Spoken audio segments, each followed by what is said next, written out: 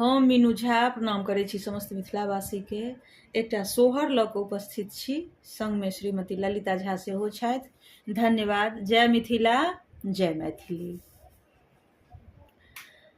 रामचंद्र चलला पारन,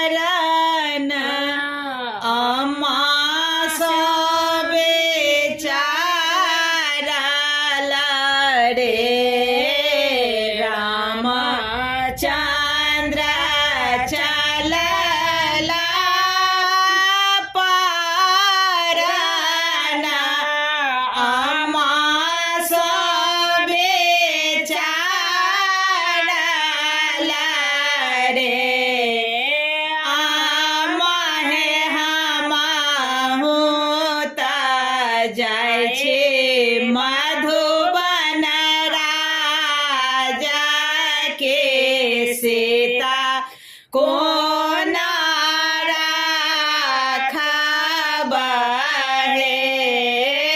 आमहे हमहु त जाइ छी मधुबन राजा के सीता कोना राखब हे।